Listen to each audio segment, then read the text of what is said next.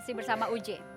UJ kalau saya boleh tanya, orang-orang di dalam kehidupan UJ yang bisa dibilang apa ya, berjasa, membuat UJ kembali lagi ke jalan yang benar.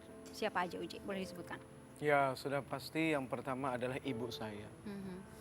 Karena yang pertama nggak akan mungkin saya lahir ke dunia ini tanpa beliau. Ayah saya meninggal tahun 92. Prosesnya juga dahsyat. Terus, Maksudnya dahsyat? iya prosesnya dahsyat. Waktu itu saya lagi ngelatih nari jadi koreografer di salah satu hotel yang ada di Jakarta. Waktu itu mereka ulang tahun. Pas waktu itu hari Minggu, paginya saya udah tahu kalau ayah saya sakit, dirawat di rumah sakit Husada. Pas saya pergi dikasih uang berapa ribu perak buat ongkos. Begitu selesai latihan sore, Heng, gue balik dulu ya. Ada satu teman akrab namanya Hengki, dari awal saya proses latihan teater segala macem. Kenapa lu? Bokap gue sakit nih. Oh ya udah lu balik deh. Pas saya pulang ternyata orang tua saya sudah meninggal. Jadi saya nggak ngeliat proses itu. Dan saya sempat ngamuk-ngamuk di rumah sakit, nggak nerima lah, biasa lah ya. Narik ini, narik itu segala macem. Sampai akhirnya dikubur. Ya itu jadi kenangan yang sangat luar biasa aja. Karena tanpa ayah saya yang bangunin saya setiap subuh, terus nyuruh saya azan, nggak akan mungkin saya seperti ini. Gitu. Bisa bersuara tinggi gitu kan, dengan nafas yang panjang. Itu tanpa perjuangan ayah saya yang setiap pagi ngebangunin subuh, nyuruh saya azan, kayaknya nggak akan mungkin seperti itu. Jadi itu yang paling diingat ayah dari saya keras. seorang ayah. Iya keras, badannya besar, tinggi, kumisnya segini. Tapi saya tahu banget bahwa dia tidak boleh melihat keluarganya terluka sedikit pun. Tapi beliau juga orang yang selalu tidak akan membela kalau anaknya salah. Salah dia akan bilang salah kepada anaknya, tapi kalau benar, dia tidak akan pernah mundur untuk bela keluarga. Dan itu yang sangat luar biasa. Ketika beliau meninggalkan, ibu lah yang kemudian mengambil alih semuanya. Tahun 92 single parent, ibu saya sampai sekarang setiap hari yang selalu begini. Ya Allah, kan itu. Sampai terakhir ibu saya mengizinkan saya untuk nikah. Padahal sebelumnya saya udah punya pacar waktu itu. Terus saya ngajak nikah dia, tapi ibunya bilang saya disuruh sembuh dulu. Sembuh dari yang satu sakit itu? paranoid. Yang saya dianggap gila kan. Sakit sih cuma kayak gimana, emang kenyataannya begitu, gila kan ya. Tiba-tiba saya ketemu seorang perempuan yang kekeh banget nyamperin gitu kan. Bahkan ketika itu amprokan berdua ketemu tuh di rumah. Ya proses, nggak ketemu lagi. Oh mungkin ini kali ya. Akhirnya saya cium kaki umi saya. Sama dia saya ngomong ke umi saya, Mi izinin saya nikah. Gitu.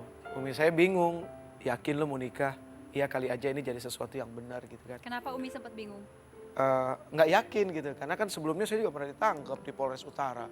Padahal udah bersih, udah berhenti itu. Udah masih ditangkap juga ya? Iya, gue udah kagak pakai apa-apa gitu kan. Gimana kalau pakai? Si Mu'id sebelah itu udah jadi tanda dari Allah sebetulnya tuh.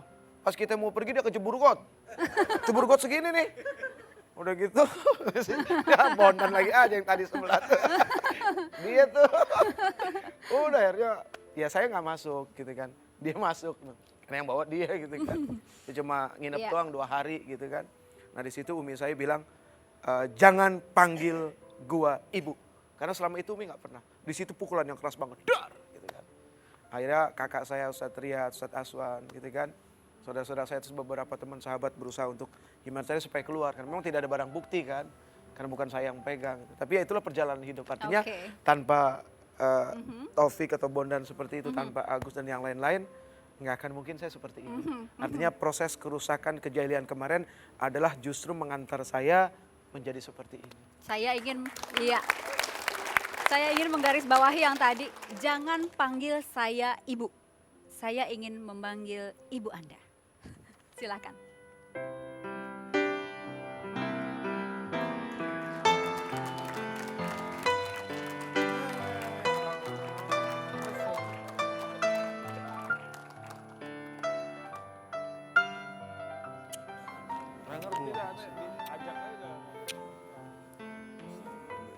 Iya, kirain udah pada tidur. Ya. Ini senang banget ya ngumpul di sini semuanya. Ibu, tadi saya mendengar sedikit cerita, jangan panggil saya ibu. Itu ibu masih ingat betul peristiwa itu dan ingat betul kata-kata itu pernah terlontar. Iya. Gimana waktu itu ibu melihat anaknya bisa seperti itu saat itu? Waktu itu memang mungkin cobaan saya juga sebagai orang tua. Cobaan bagi putra juga bagaimana hidup di dunia ini ya kan. Mungkin Jeffrey ini waktu itu bukan karena kelakuannya memang begitu. Karena memang waktu dari kecil pun dia suka MTQ, qosidah, senang begitu. Maka dengan ada gitu saya nggak bahwa itu begitu, tidak. Jadi saya bilang saking udah keselnya gitu, nggak bisa berubah atau gimana, saya bilang ya sudah kalau gitu jangan panggil saya ibu, terserah kamu mau bagaimana. Tapi walaupun begitu saya tetap minta sama Allah supaya ya Allah berikan petunjuk karena saya udah nggak mampu untuk mengurus putra saya yang kayak begini begitu. Alhamdulillah mungkin doa kita, doa orang tua, semua keluarga dan jamaah di Majelis Taklim, Allah berikan derajat yang tinggi kepada Ustadz Jeffrey Al-Bukhari. Ini saya ingin ke Mbak Pipi. Mbak Pipi, yang pertama duluan main mata atau yang pertama duluan naksir di antara Anda berdua siapa? Oh ini. Nggak ada yang mengaku ya. Yang mana? Jujur, Kata jujur. Agus Muid, saya mah dikejar-kejar. Polisi. Polisi. Jadi yang benar siapa duluan nih? Saya yang lihat beliau duluan. Aha, Tapi di mobil waktu itu, Mhm. dalam mobil lihatnya. Zaman-zaman apa nih? Zaman-zaman Sama gugur. kuliah, SMA? Enggak sih, waktu itu beliau memang belum jadi seperti ini gitu kan. Masih Waktu itu masih menjadi apa?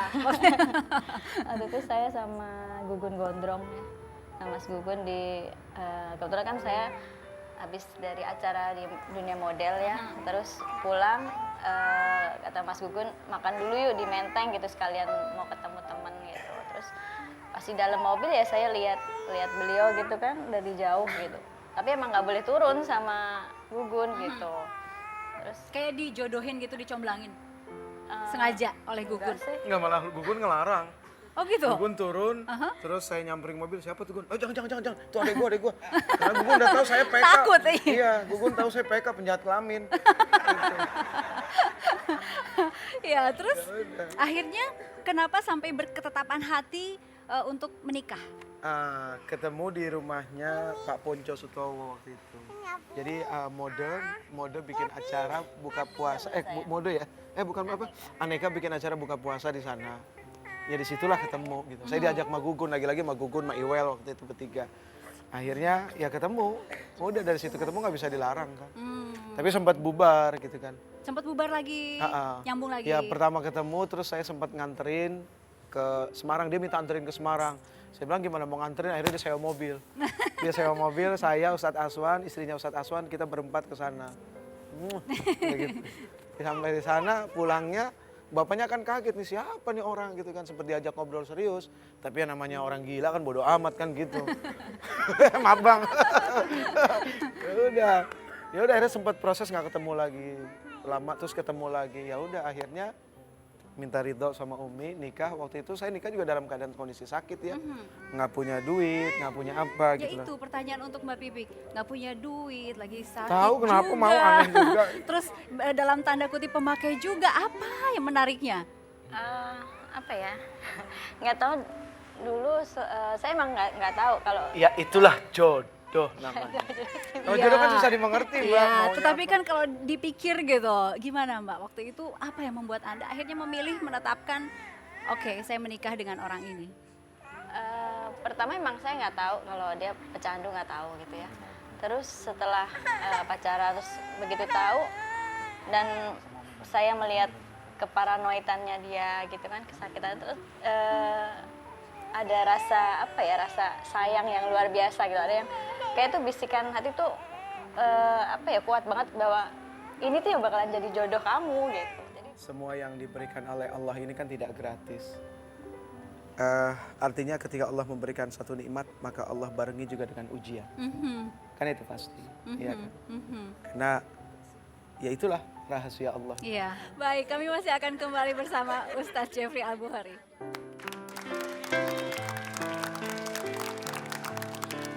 Kiai ngapain?